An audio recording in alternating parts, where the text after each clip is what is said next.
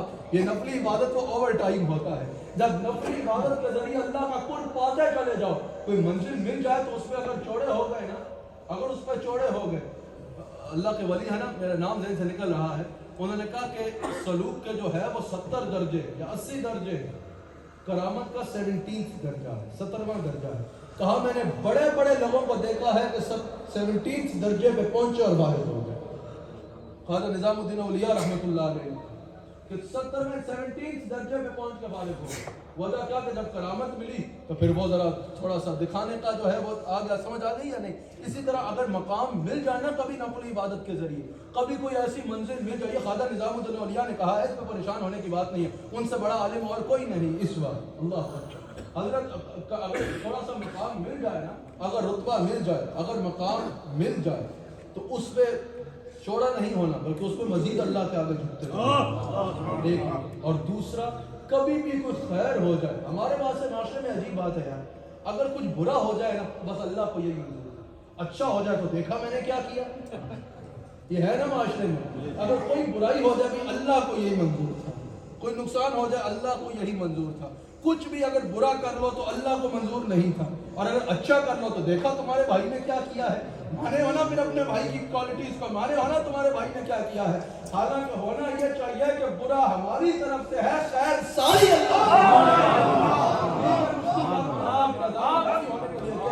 کہ اللہ کی رضا، ہم اللہ کی رضا میں راضی ہیں. لیکن میں جب اچھائی ہوتی ہے تو اس کا کریڈٹ خود کیوں لیتے ہو؟ سمجھ آئی یا نہیں آئی؟ اگر کبھی کوئی مقام مل جائے تو اس کا کریڈٹ اپنے نام کے بل نہیں پھاڑنے، سمجھ آئی؟ اپنے نام پہ وہ نہیں کرنا، سب کچھ کہنا ہے یہ ساری خیر میرے رب کی جانب سے، میرے اللہ کی جانب سے ہے. حضرت غوث اعظم اس مقام پہ پائے اور اس انداز میں پائے، اس انداز میں پائے. حضرت غوث اعظم کی اگر عبادات کو دیکھو، کہا میں نے 40 سال عراق کے جنگلوں میں عبادت کی ہے، 25 سال ایسے گزارے ہیں کہ روزہ رکھا، 25 سال ایسے گزارے ہیں کہ ایک ایک دن میں ایک ایک ختم قرآن کیا، 25 سال ایسے گزارے ہیں، 40 سال ایسے گزارے ہیں کہ عشاء وقت پہ پڑھ کے عشاء کے وضو سے فجر پڑھے. ان اولیاء کی جب شانوں کو سنتے ہو تو ان سے ذوق عبادت بھی لیا کرو، ان کی زندگی کو اپنی زندگی کا حصہ بناؤ تاکہ وہ مقام ملے اور وہ مرتبہ ملے. حضرت غوث اعظم کی مجلس کو اگر دیکھا جائے، حضرت غوث اعظم کی مجلس کا یہ عالم کہ اکثر ایسا ہوا کہ حضور علیہ السلام کا دیدار بیٹھے لوگوں کو ہوا. حضرت غوث اعظم خطاب نہیں کرتے. حضرت غوث اعظم کو حضور علیہ السلام نے خواب میں فرمایا، غوث اعظم فرماتے ہیں کہ عبد القادر بیان کیا کرو. کہا یا رسول اللہ صلی اللہ علیہ وسلم وہ قادر الکلامی چاہیے جس سے بیان ہو سکے. کہا کہ عبد القادر قریب آؤ. حضور علیہ السلام حضرت غوث اعظم کہتے ہیں حضور نے 7 مرتبہ اپنا لعاب دہن مجھے عطا فرمایا. یہ حضرت غوث اعظم کی قوت گویائی بنی. اللہ اکبر. حضرت غوث اعظم جب گفتگو فرمایا کرتے نا، محدث ابن جوزی جو ہیں یہ صوفیاء کو نہیں مانتے تھے پہلے، اور کہا کرتے تھے کہ صوفیاء کی مجالس میں نہ جایا کرو. ایک دفعہ کسی نے کہا کہ شیخ عبد القادر آئے ہیں، درس دیں گے آج قرآن کا، جاؤ ادھر ان کی گفتگو کرو. محدث ابن جوزی نے کہا کہ میں ان صوفیوں کی مجلس میں نہیں جاتا، یہ کس سے کہانیاں سناتے ہیں، میں ان کی مجلس میں نہیں جاؤں گا. کسی نے کہا کہ جاؤ دیکھ تو لو. انہوں نے کہا چلو دیکھتے ہیں کہ کہتے کیا. محدث ابن جوزی کہتے ہیں میں آیا، انہوں نے ایک آیت پڑھی اور اس پہ تفسیر بیان کرنا شروع کی، اس سے بات کھولنا شروع کی. کہا 11 تفاسیر تو میرے علم میں تھی. انہوں نے آگے 40 تفاسیر ٹوٹل بیان فرمائی اور وہ ایسی باتیں تھی جہاں تک ہماری فکر گئی ہی نہیں. ہم اس میں حیران تھا کہ ان صوفیوں کی اپروچ کہاں ہوتی ہے، اللہ کے اس ولی کی بات کرنے میں اپروچ کہاں تک ہے. اور کہا اتنے میں آپ نے فرمایا کہ اب آؤ کال سے حال کی طرف آتے ہیں. کہا آپ کا یہ کہنا تھا مجمع پہ ایسی کیفیت طاری ہو گئی کہ میرے سمیت کسی کو ہوش نہیں تھا، مجھے بھی اپنا ہوش نہیں رہا اور کسی کو اپنا ہوش نہیں رہا. کہا میں اس دن سمجھا کہ یہ وہ لوگ ہیں جو اللہ سے ملا دیتے ہیں. حضرت غوث اعظم خطاب کر رہے ہیں کہ اللہ کا ولی بیٹھا ہے سامنے، سو گیا. حضرت غوث اعظم ممبر سے اتر گئے، ہاتھ باندھ کے اس کے سامنے کھڑے ہو جاتے. جب اس نے آنکھ کھولی، حضرت غوث اعظم نے کہا تم حضور کی زیارت کر رہے تھے؟ اس نے کہا جی حضرت میں رسول اللہ علیہ السلام کی زیارت کر رہا تھا. کہا بتاؤ حضور کیا فرما رہے تھے؟ کہا حضور فرما رہے تھے عبد القادر کی مجلس میں بیٹھا تھا. یہ مقام ہے حضرت سیدنا غوث اعظم رضی اللہ. آپ کی شان پر میں بات کرتا چلا جاؤں. ہمیں ARYQ TV پہ ہر سال ہم جو ہے وہ 11 پروگرام یا کم سے کم 7 پروگرام جو ہے وہ ریکارڈ کرواتے ہیں حضرت غوث اعظم کی شان پر. پچھلے تقریباً 9 سال سے اور بلکہ 7 سال سے تو مستقل ہر سال میرے ابھی بھی پچھلے دنوں سے مستقل چلتے رہے، وہ کیو ٹی وی کے یقیناً اس میں موجود ہے، بلکہ موجود ہے، پچھلے بھی ابھی ہم جو کروا کے آئے مستقل 11 پروگرام چلے حضرت غوث اعظم پر، اور علامہ صاحب کو پتہ ہے جب ایک گفتگو کر دیں تو وہ دوبارہ 3 سال بعد بھی نہیں کی جا سکتی، تو پچھلے 7 سال سے تقریباً اس طرح اگر دیکھا جائے تو 80 کے قریب میرے بیانات صرف کیو ٹی وی پر حضرت سیدنا غوث اعظم کی شانوں کے اور آپ کی تعلیمات کے مختلف انداز میں موجود ہیں۔ اگر آپ میرا نام لکھ کے آگے تعلیمات غوث اعظم لکھیں گے یا مقام غوث اعظم لکھیں گے سوشل میڈیا پہ، تو یقیناً 80 کے قریب بیانات آپ کو مختلف عنوانات پر مل جائیں گے۔ یہ کہنے کا مقصد یہ شکر کرتے ہوئے کہا، اللہ کا شکر کرتے ہوئے، اللہ تعالیٰ ہمیں ان اولیاء کی جہاں بات کرنے کی توفیق عطا فرماتا ہے، اللہ تعالیٰ حقیقتاً ہمیں عمل کی بھی سب کو توفیق عطا فرمائے۔ تو آخری بات کر کے اپنی بات کو ختم کرتا ہوں، یاد رکھیے گا غوث اعظم کا عشق صرف 11ویں شریف منانا نہیں ہے۔ ہم غوث پاک والے ہیں، کیا کرتے ہو 11ویں مناتے ہیں، 11ویں کا لنگر کھاتے ہیں، صرف یہ عشق نہیں ہے، صرف یہ کرنے سے غوث اعظم کی محبت نہیں ملتی۔ غوث اعظم کی محبت کے لیے اس انداز میں جانا ہوگا۔ غوث اعظم سے کسی نے پوچھا کہ حضرت آپ کو یہ مقام کیسے ملا؟ حضرت غوث اعظم نے کہا مجھے یہ مقام سچائی سے ملا، میں نے کبھی اپنی زندگی میں جھوٹ نہیں بولا، اور مجھے یہ مقام میری ماں کی تربیت ہے۔ یاد رکھنا ماں باپ کی تربیت کا بڑا کام ہوتا ہے۔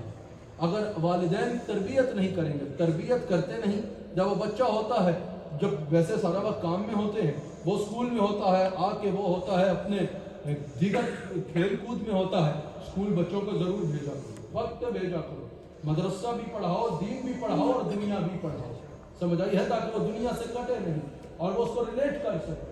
تو بڑا وقت دیتے نہیں، جو تھوڑا سا وقت گھر میں اس کے ساتھ ملتا ہے، یا اس کو کارٹون لگا کے دے دیں گے، یا اس کو جو ہے کوئی وہ بچوں کے نغمے کیا کہتے ہیں، نرسری رائم کہتے ہیں، وہ لگا کے دے دیں گے اور اس پہ اس کو لگا دیں گے۔ پھر جب وہ تھوڑا سا بڑا ہوگا تو کہتے ہیں بھی بچے اولاد ہاتھ نہیں آتی، اولاد جو ہے وہ ڈرگز کی طرف جا رہی ہے، اولاد کرائم کی طرف جا رہی ہے، اولاد کا ہمارے ساتھ ریلیشن نہیں ہے۔ تو جب ریلیشن بنانے کا وقت تھا تب تم کہاں تھے؟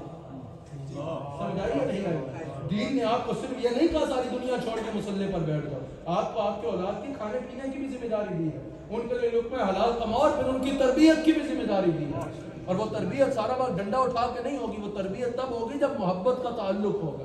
اپنی اولاد سے محبت کا تعلق رکھو، اپنی اولاد سے پیار کرو۔ حضور فرماتے ہیں تم اپنی اولاد کو بوسہ دو، جتنی بار تم اپنی اولاد کو چومو گے اللہ تمہارے درجے بلند کرتا چلا جائے۔